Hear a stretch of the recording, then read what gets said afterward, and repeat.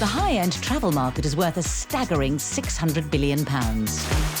When you've spent thousands of pounds of your hard-earned money, you should expect the best, and that's why it's called luxury travel. For some, it's a chance to relax in the lap of luxury. You are expecting sheer indulgence. We want to be pampered, we want it to be luxurious, we don't want to have to lift a finger. I want waiters, butlers, people at my beck and call. From palatial hotels... We took a sharp intake of breath. We couldn't believe the views that we had. In exotic locations... Perfect white, untouched sand, the best holiday ever. To high-octane thrills for the more adventurous. I was grinning from ear to ear. You could really get some speed, and that was exhilarating in itself. When it goes right, it can be a dream. We were feeling great, just full of the joys of marriage. But when it goes horribly wrong... The walls started shaking. We realised that there was an earthquake. It can be disastrous. We had no clue what a hurricane entailed. It was like Armageddon. We've got first-hand interviews with people whose holidays ended in catastrophe. We didn't know if I could walk. We're currently emergency landing. It's like a film. You don't believe it. I just wish the ship would let us know what's happening. This luxury cruise was turning into a complete nightmare. Lauren's screaming, Mum, we're going to die, we're going to die. How many of us are going to survive? Jake was screaming. I thought he was seriously hurt. I'm in so much pain, his skin was just gone. They told me I was hours from death. What was picture-perfect family holiday destroyed my life. This is when luxury holidays go horribly wrong.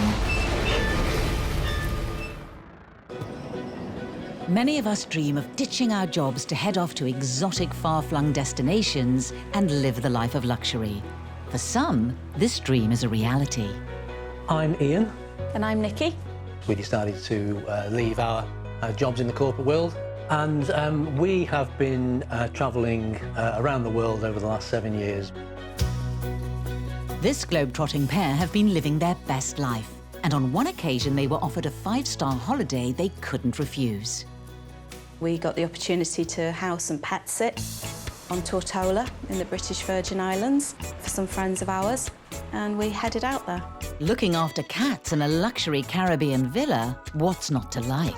Ian and Nikki, they got a dream gig. So all they've got to do is look after the house and the pets. That's all. Easy gig. The British Virgin Islands is a playground for the rich and famous. You've got super yachts coming in and out, beautiful beaches. The neighbouring islands of Necker Island and Mosquito Island are owned by Richard Branson. We were expecting it to be pretty luxurious. It was just a holiday that we were hugely looking forward to. The villa that we stayed in was a beautiful villa. We took a sharp intake of breath. We couldn't believe the views that we had. A wonderful place to relax. However, there was one element to their luxurious escape that they hadn't fully taken on board. We knew when we headed out to the British Virgin Islands that we would be there during hurricane season. Being Brits, we had no clue what a hurricane entailed. It wouldn't be long, though, before they found out, as Hurricane Irma was heading their way. We were aware that the hurricane was going to hit us because of the news reports, etc., and we knew that it was arriving. The morning of the storm was really one of anticipation. We were just waiting. Everything was calm. It just felt like a normal day. It was the calm before the storm. Unaware of the dangers that lay ahead, the couple soon realised this was no blustery day. We could see outside that the winds were getting higher, the winds were getting stronger. There were gusts of up to 225 mile-an-hour winds. And I think we knew we were in trouble when the tree ended up in the swimming pool. Ian and Nikki braced themselves for a battering from Hurricane Irma. The doors at the back of the room blew wide open, and I went over to close the doors. It was the only thing really stopping us from the full force of the wind. Absolutely terrifying to be in a location where a storm starts, you're at the heart of it, and you simply don't know how and when it's going to end. As the tropical cyclone raged outside, Nikki feared for Ian's safety. I could see every time the doors blew open that there were tornadoes out on the patio, and I was frightened that Ian was going to get ripped out of the door. After about 20 minutes or so of trying to keep this door closed, they once again blew wide open and then slammed shut. Unfortunately, my hand was then caught in between the doors being closed. We looked down and it turned out there was one finger that was completely smashed, just obviously blood everywhere on the floor. His finger was only hanging on by a tiny little bit of skin there. The bone had been crushed. It was just a complete bloody mess. With Ian in agony, Nikki knew she had to get them somewhere safe. I screamed at Ian to follow me. Obviously, he was in a huge amount of pain, and we managed to get into a downstairs toilet, shut the door. I lay Ian down, because he pretty much passed out through the pain. When you're caught in a hurricane, you're suddenly in survival mode. You don't know what's going on. It's a really scary thing to happen. And at that point, they were stranded. There was no way out. After 16 hours of terrifying weather, the hurricane finally blew over, leaving the villa and its surroundings flattened. The damage to the villa was just completely devastated. The windows had blown in, the doors had been blown off. It was like Armageddon. As the hurricane had hit, all the vegetation had been ripped off the hillside. The road off the hill was blocked. Desperate to get medical help for Ian, Nikki sprang into action. Our neighbour and myself, with chainsaws, we sort of dug a path off the hill so that we could get Ian to hospital. When we arrived, we saw the triage nurses who told me basically that it was because more than 12 hours had passed, it was too late to apply stitches. It would just have to heal itself. And that just really wasn't an option. My biggest concern was that he would get sepsis. We were in a really humid, dirty environment. When I had the pain, it was excruciating. Eventually we did see a doctor who was brilliant, and she agreed to give me the stitches, which she did. However, Ian needed further medical attention, and we agreed that the best thing was for us to try and get off the island as quickly as we could. With the island devastated, that wasn't going to be easy. Ian's finger was patched up, but this was just a temporary fix. There was another hurricane on its way in, which was Hurricane Jose, and we spent a day barricading the villa back up again. Of course, we had no communications on the island, so we didn't know what was coming. They thought it was over. Enter stage door left. Hurricane Jose. No way, Jose. In the end, it didn't actually hit. It went north before it hit the island, but we didn't know that till the following morning. So we sat up all night waiting for Jose to hit, and it didn't hit, thank God. Having dodged a second battering, their rescue arrived thanks to a friendly billionaire from a neighbouring island. We actually eventually got evacuated off the island by helicopter. Due to a charity that Richard Branson set up to help people who were on the island that were injured. I mean, it's great to have mates in high places. The 200-mile-per-hour hurricane was global news, claiming 4 lives and destroying 85% of housing, causing $3.6 billion worth of damage. The couple had had a lucky escape. We eventually got back to Birmingham Airport, taken straight to A&E. And I'm pleased to say that my finger is now pretty much back in full working order, so yeah, no major problems going forward. Now safe at home, Nikki and Ian could reflect on their luxury ordeal. I didn't realise just how traumatic it had been, really. I think it's only when you actually stop and you're safe, you realise just how lucky you are. And we were really, really lucky. Taking time off for a holiday is something we all look forward to. It's an opportunity to recharge our batteries, like the Hendricks family from the South Coast. The luxury trip we were planning, it was the trip of a lifetime. You know, we wanted to just have a bit more family time together before they grew too old. 2 weeks on a sun lounger wasn't going to cut it for the Hendricks. They headed off on a wallet-busting 8-month adventure in paradise, costing over £30,000. We had already travelled from Thailand through Cambodia into Vietnam, down to Malaysia, and then we were heading into Indonesia. This exotic 5-star trip was something of an education for Caroline and Mark's sons. 11-year-old George, Otto 9 and Rocky 6. We were really excited to show them Southeast Asia, and we were keen to explore the different cultures. And I just knew that it would be a fantastic part of the world to introduce them to. Unsurprisingly, the boys were in heaven. On the trip, I just really loved all the relaxation of the beaches, the swimming, and especially like the immense temples are just really a sight to see.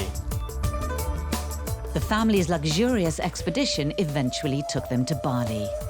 Bali certainly is up there on the luxury hit list, isn't it? Everyone wants to go to Bali. Surely it's paradise. In Bali, we had my middle son's birthday, so it felt like it was the pinnacle of the trip, having a real proper holiday together. To top it all off, they headed out to a glorious village on the east coast, a scuba diver's paradise. We were a stone's throw away from the beach to go diving, to see the beautiful tropical fish there. There was such beautiful wildlife there. They were living the high life, the idyllic family holiday. So we were spread out as a family between 2 apartments, one on top of each other. Me and my nan in the apartment above, and my 2 brothers and my parents in the apartment below. Just what we needed. But one fateful day in August, that all changed. We were having a nice day. We'd been to the beach, bought some fresh fish off the local fishermen to bring back to the apartment to cook that night.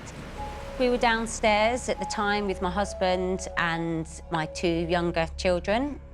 And then, out of nowhere, the ground started moving and the walls started shaking.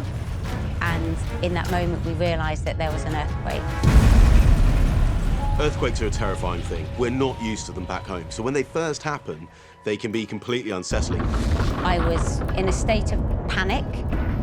Our 2 younger ones, they were screaming and screaming, and my husband and I ran to the children and grabbed them, opened the front door. But as we looked out the building, there was a thunderous roar of noise, and we realised that all of the tiles were crashing down onto the floor outside. I couldn't hear my son upstairs, I couldn't hear my mum upstairs. I knew they were there.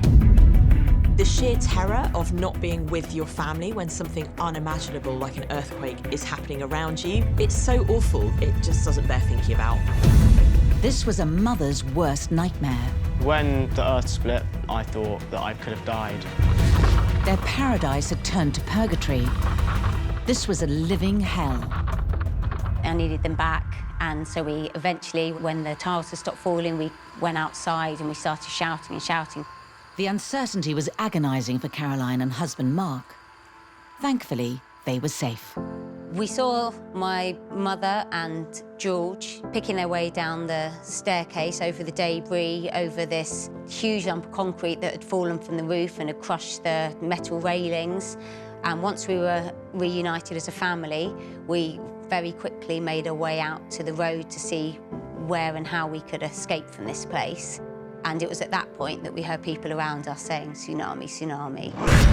A tsunami is a deadly sea surge that can flow onto the mainland, causing widespread damage and can be fatal for anyone caught in its path.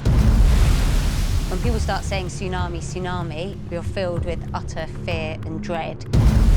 If you're in a zone where there could be an earthquake or could be a tsunami and you're on holiday, you should always have a grab bag. This is just your essential kit that you're gonna need if the worst happens. Thankfully, my husband had the foresight to run back and get our passports. Whilst he was getting the passports, an open-back truck pulled up outside the apartment, and then off we went. And we drove higher and higher and higher until we knew that we were in a safe place.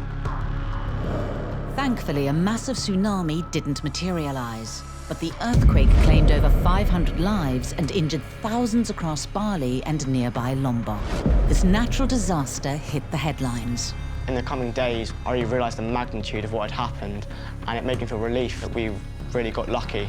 But they didn't let this natural disaster cut short their luxury family getaway. We were determined to continue on our journey of this trip of a lifetime, and we ended up going as high as we possibly could so that we could be as far away from the sea as possible. But it was hard to get that out of our minds, really.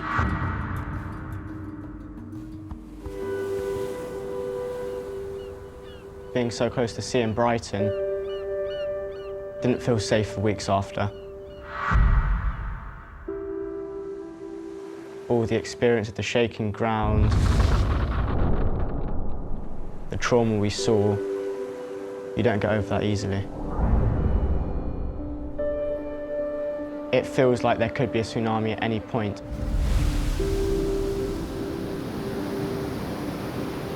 And because the earthquake we experienced was so sudden, it felt like it could happen at any time.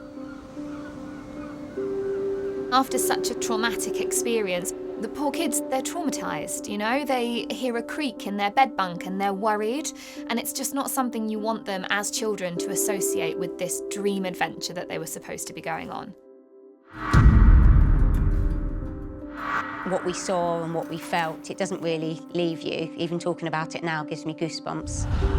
But I feel fortunate that we were able to get out as a family unharmed. And it was still a holiday of a lifetime, but it certainly did go horribly wrong.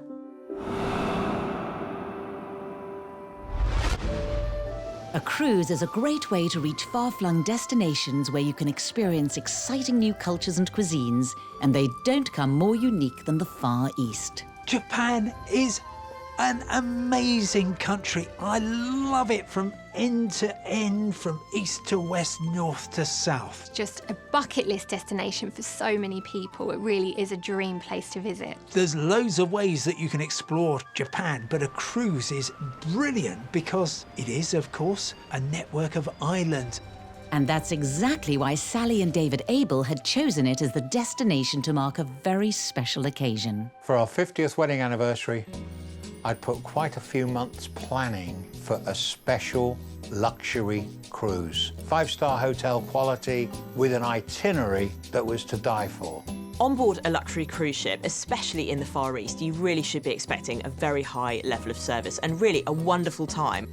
It was going to be a suite, and we'd have a balcony so that we could open the patio doors and enjoy seeing the sights. So Sally and David set off in late January 2020 from Yokohama on a luxurious 2-week cruise.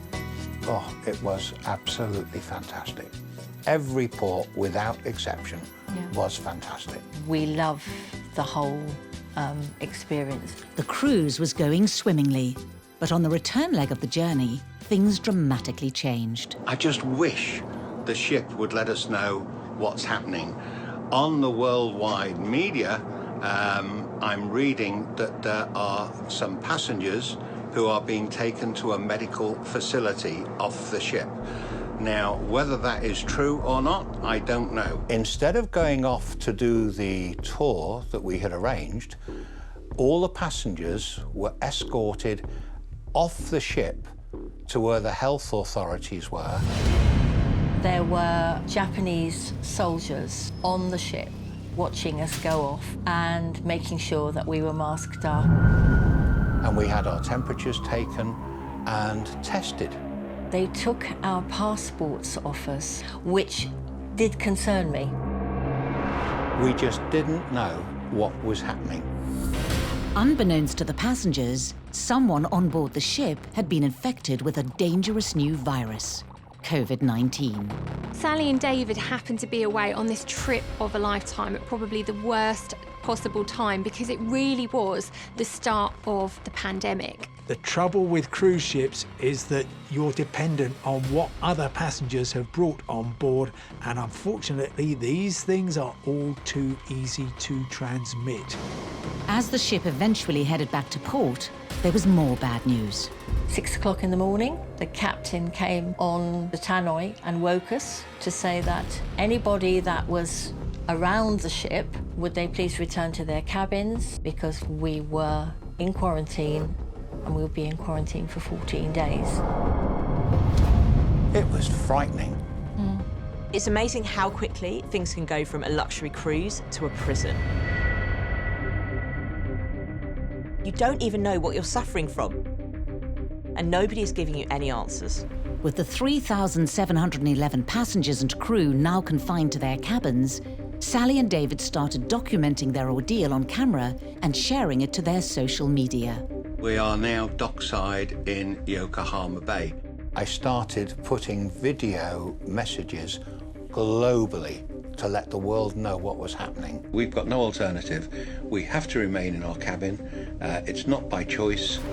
Meanwhile, back home, there were reports of the virus spreading. The coronavirus is the biggest threat this country has faced for decades. There were so many unknowns with COVID-19 at the start. We just heard of this virus, but we didn't know who was more likely to get sick with it. I'm on our balcony. You can probably hear there are 2 helicopters overhead and many, many small boats that keep coming alongside the ship. And it wasn't just helicopters keeping Sally and David awake. When we got out of bed and opened the balcony door, what do you see outside? Police ships and the Coast Guard, all gunned up. This wasn't the luxury cruise Sally and David had been dreaming of. We have got lots and lots of passengers hanging over the balconies, looking, observing what's happening. Some folk had taken the bed linen and written messages, because now, every day, we'd have at least 6 or 7 helicopters, news, circling the ship. And they were trying to get a message out, help us, we need to be free. The quarantined cruise ship was now the focus of the global media, and the videos David had uploaded were going viral. In the last 24 hours, there have been 108,000 views of these little videos. David had unwittingly become the unofficial spokesperson for the beleaguered cruise with the world's media. It shows the interest and the concern that so many of you have for the people on board this ship. Within the first couple of days, we heard that one couple had died. That was very scary. Cases on board started to swiftly rise as the killer virus swept through the passengers on board.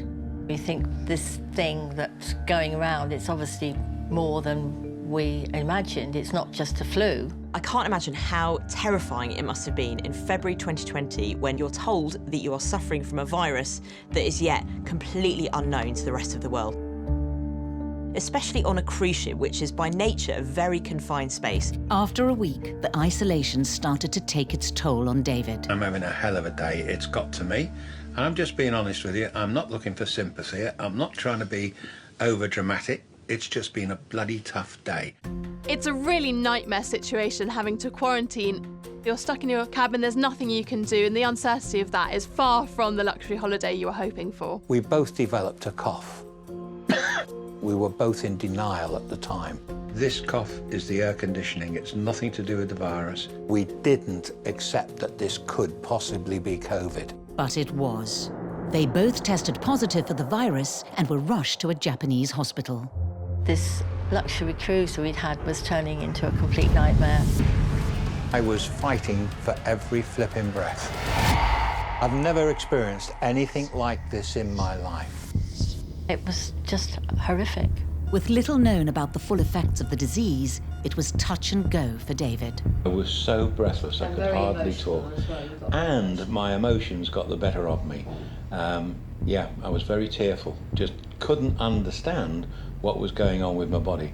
They discovered that we both had pneumonia. We are the only 2 people in the entire hospital with the coronavirus. We were in hospital then for 3 weeks. Sally and David's 2-week cruise had ended up lasting 7 weeks. But due to the extraordinary circumstances, the cruise company gave them a full refund, including all additional expenses, and also provided credit for a future cruise. It was a nightmare, but we got home all right, just before lockdown. And we all know what the world went through next. When it comes to cruise ships going horribly wrong, it's not just the passengers on board that can end up in hot water, as Skylar Pentasula discovered when she took a vacation with her close friends Alison and Cheyenne. We were going on our spring break to go visit my brother in Cape Canaveral, Florida. We thought that it would be fun to go and see Florida. I'd never been to Florida, so I was really excited to go. Florida has long been one of the most popular destinations to go on holiday, not just for luxury, but also for fun.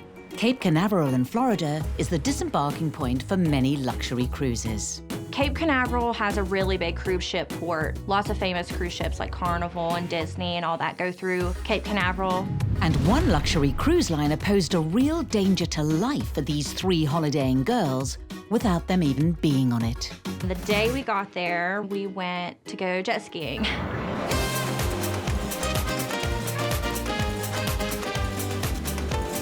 Jet skiing is fun. Wind's blowing in your hair and you're going super fast and it's so exciting. It's exhilarating. Me, Cheyenne, and Allison were on a jet ski, and I was driving, and we were just out in the ocean having fun. The girls were having a great time on the water, but all that was about to change. Skylar, she just let out this big laugh because we were having such a great time, and it was right as soon as that laugh happened, we hit a giant wave and flew into the water. It was funny at first. We were all, giggling about it, cracking up, ready to get on and get again. We tried to get back on, and only 2 of us could ever get back on, because once the 3rd person got on there, it kept flipping. We began to struggle, and we got really tired really quick because the waves were quite big. It wasn't until like the 3rd or 4th time we had tried to get on it and just continuously fell off them that we realized that maybe something was wrong. The exhausted girls had fallen off the jet ski in the mouth of the busy port, and things were about to get a whole lot worse. And that's when my brother started yelling, "Hey, the cruise ship's gonna leave the port. We gotta get out of the way." Then the cruise ship started blowing their horns, and it got frantic quick, and Skylar's brother just kept circling us saying, "Hey, you gotta get out of the way." We were getting worn out, and we couldn't get back on the jet ski. People were yelling, and we could hear the cruise ship like honking their horn at us. I just remember screaming. I was like, what are we gonna do? A 130,000-ton luxury cruise ship had left port and was now bearing down on the trio. Once a cruise liner's got going, it is not stopping. It takes a long distance to slow down one of those big ships. It's wild how big the cruise ships really are that close. It was like looking up at a skyscraper coming at you. It was pretty scary. There's people on a jet ski and they wrecked right in front of the boat. The girls were in imminent danger, unable to climb on their jet ski. Time was running out. The cruise ship is just heading straight towards them. In my head, I was like, I'm either gonna drown or this cruise ship's gonna hit me and I'm gonna die that way. It was extremely close to us, and by that point, we were very tired. If we didn't move, we were gonna die. I was terrified. I was like, this is it. Then my brother comes around and grabs Cheyenne and throws her on his jet ski. And Allison and I are still trying to get back up on our jet ski. And the cruise ship, it just keeps coming. As the local sheriff tried to get the girls out of the water, concerned passengers on board the luxury cruise ship caught it all on camera. Oh my God. Get in! Get in! But with the shadow of the cruise ship looming, things were looking desperate. The sheriff grabs Allison and throws her up on his boat. He was a little bit panicked as well, trying to get us up and out of harm's way in time. I don't think we realized how close the cruise ship really was to us. He's trying to get me, but he's over the rail, so he has to slide me over. He grabs me by my life jacket and throws me up on the boat, and then he tries to steer away as fast as he can to get away from the cruise ship, because at that time it's like a yard away. Did we run over the jet ski? We had to just sit there and watch the other jet ski basically bounce down the cruise ship. With the girls' terrifying close call caught on camera, it swiftly went viral. We definitely had our 15 minutes of fame from it. Everybody was calling us, wanting to do interviews. Their brush with death was also all across the papers. I had messages from people in like Australia and the UK and everybody like, hey, I saw this video. I think it had over 1 million views, which is kind of crazy. Now that the girls have had time to reflect on their near miss, would they ever take to the water again? I don't know that we'll ever go on another jet ski out in the ocean. I do kind of feel like I have a little PTSD from it. Might stick to rivers and lakes, stuff like that.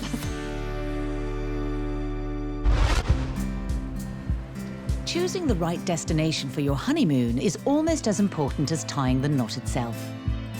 When you're booking your honeymoon, there's a lot of pressure because this is not just any holiday, is it? It's a holiday of a lifetime, so there's a lot at stake. Newlyweds Wayne and Jessica looked for something special for their honeymoon. We decided it was the right time to get married, so we'd planned our amazing wedding, and we decided the day after our wedding that we would board a flight to Turkey for our honeymoon. It was so exciting. Turkey's become hugely popular, Brits, over the years because you can get some really fantastic standard hotels by fabulous beaches for really quite reasonable prices. So you can understand why people would choose it as the place to have the ultimate beautiful honeymoon. And when Wayne and Jessica checked in at their luxury hotel, they weren't disappointed. They showed us to our room. It was a bottle of champagne on ice for us, saying, "Congratulations, Mr. and Mrs. Heather." It's the first time that we've been away to anything that luxury. We'd planned lots of amazing activities. One of them was to visit one of the many gorges that Turkey has to offer, and the lagoon in Olydnes is absolutely beautiful. That evening was their first night out as Mr. and Mrs. Heather. We were feeling great. We were just full of the joys of marriage. We'd had a few drinks and the food was delicious. We were hoping that the rest of the trip was going to be just as good. But the following morning, they woke up with more than just a hangover. I noticed that I started to feel a little bit shaky, a little bit under the weather, and I had a little bit of a sore tummy. I had a temperature. I could feel like I was coming on with a fever. And the vomiting started, and it was constant. We were both running to the bathroom. I just couldn't keep anything down. At first, I thought it was just that I had too much to drink, but I've had hangovers before, and this doesn't feel anything like it. This wasn't a hangover. It was food poisoning. Poor old Jessica and Wayne. I feel so sorry for them. Only the second day of their honeymoon and they get chronic food poisoning. Not the most romantic thing, is it? If one wasn't being sick, the other one was. If one wasn't having an upset stomach, the other one was. And I knew by the early evening that something wasn't right. Other countries simply don't have the same standards of food hygiene that you would get in the UK, and so therefore you have to be careful. Their horror went on for a few days. They were unable to see a doctor, and even the local chemist couldn't help. It was probably not till day 4 that I felt fine again and could venture out. You still felt a little bit under the weather. I started to feel symptoms that I'd never felt before. I was feeling very fatigued, very tired. My legs were starting to hurt. I definitely lost a lot of weight. But then towards the end of the honeymoon, I think I just put it to the back of my mind because I wanted to really enjoy myself, but I just felt really, really rotten. They tried to put on a brave face, but their luxury, once-in-a-lifetime honeymoon had been ruined, and their nightmare didn't end there. We arrived home, that's when things went horribly wrong. About 2 weeks after the holiday, I was admitted to our local A&E. I couldn't eat a thing. I hadn't eaten in 2 weeks. I was actually classed as being malnourished because of the amount of weight that I'd lost. To go on honeymoon, then fly home seriously ill, end up in hospital, I mean, that's what nobody plans for. Jessica was treated for malnutrition, and although doctors ran numerous tests, they couldn't find out what was wrong. I was actually discharged with no answers to my questions. I was suffering with joint pain. I couldn't walk. We had to relocate to a property with no stairs. And sadly, after a promising career, I had to leave my job because I couldn't stand up.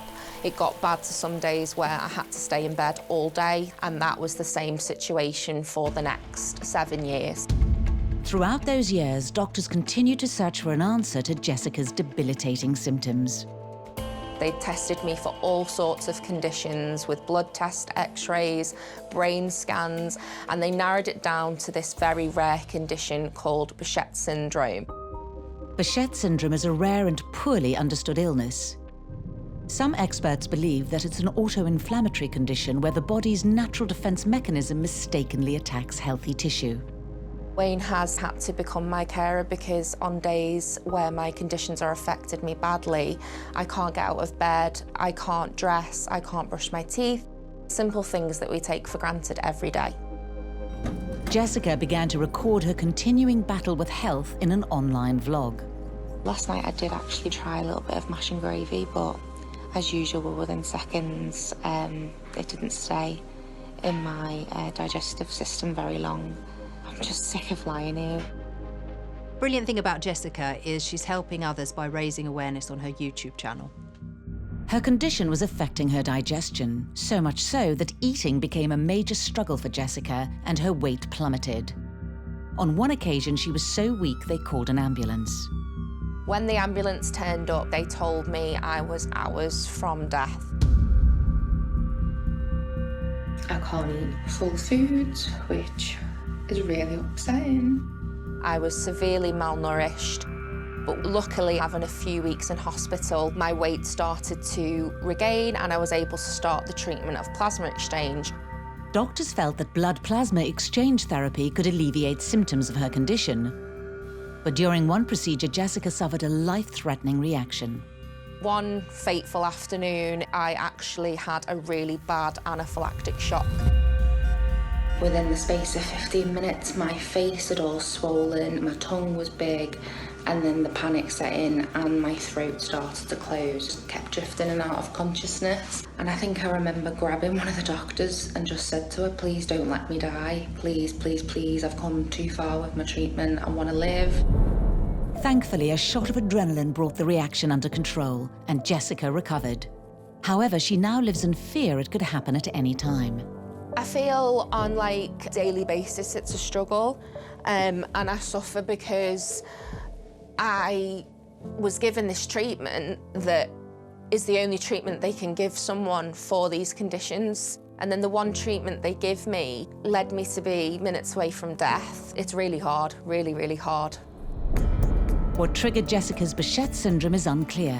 However, this illness is more common in the Far East, Middle East, and Turkey. We don't know whether it's the food, we don't know whether it's the water, but something in that region of Turkey has made me very, very poorly, and I have now sadly suffered for 7 years. And finally, the unique and special family day out, unlike any other. Duck tours are a great way to enjoy any town or city because you can travel on land, on sea. They're really fun. They can drive around the dock and then the next minute they zoom down the slipway and they float on the water. And that's why Stuart and Claire Ellis, with their daughters and Stuart's parents, had booked one to mark a landmark event. We decided to celebrate my dad's 70th birthday as a family.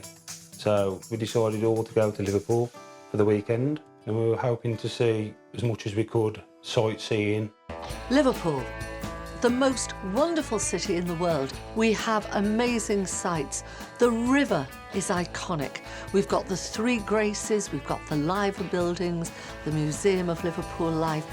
And to make it a truly memorable occasion, the Ellis family had splashed out almost £100 on a cruise around the Albert docks. My girls had never been on a boat, cruise or anything like that before, so it was really exciting times for them. I can't really remember much about the buzz, but I remember being yellow and shaped like a submarine. It was all good fun while we were on land. But it was all about to change as the duck bus took to the water.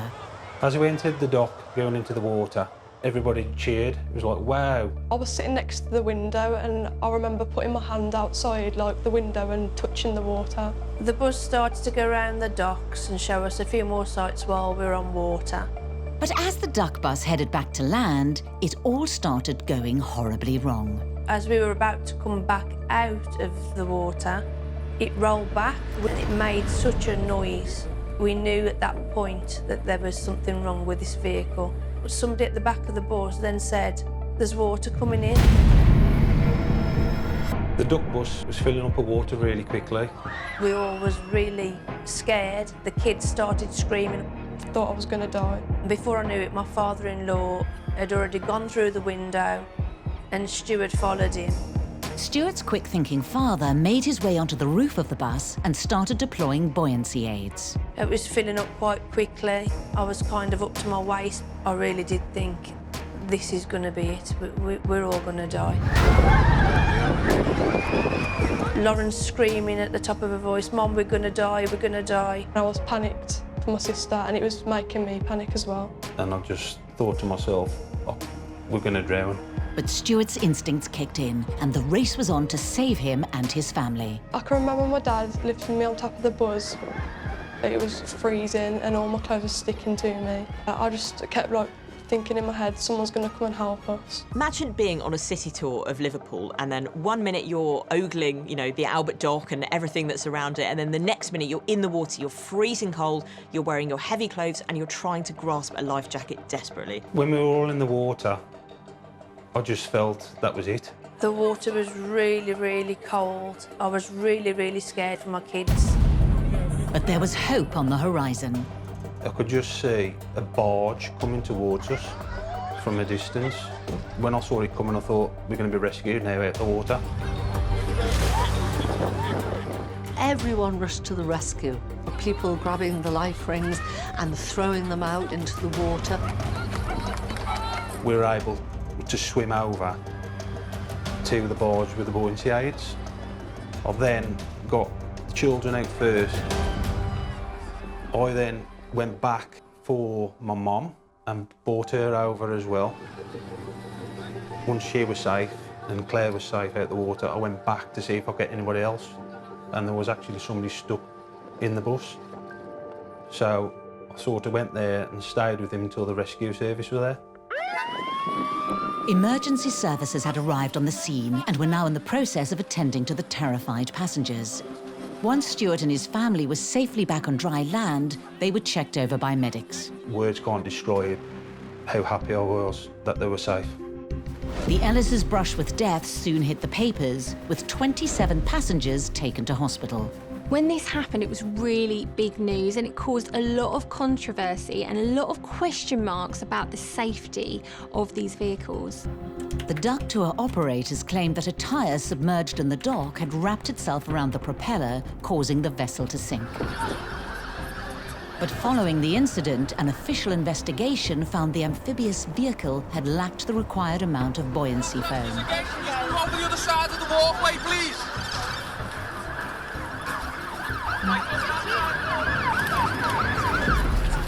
The passengers had been lucky to escape, and since the incident to date, all the duck tours have been cancelled. And for the Ellis family, it has had an even greater impact. The weekend away with my family should have been a really enjoyable time away together, turned into a nightmare which I'll never ever forget. It's going to be a constant battle, I think, throughout our lives being in water. I don't want to go swimming, I don't like boats. I don't think I'll ever be happy going on the water again. Definitely my husband and my father-in-law were the heroes of the day. If I'd have been on my own with the kids, it would have been a different story.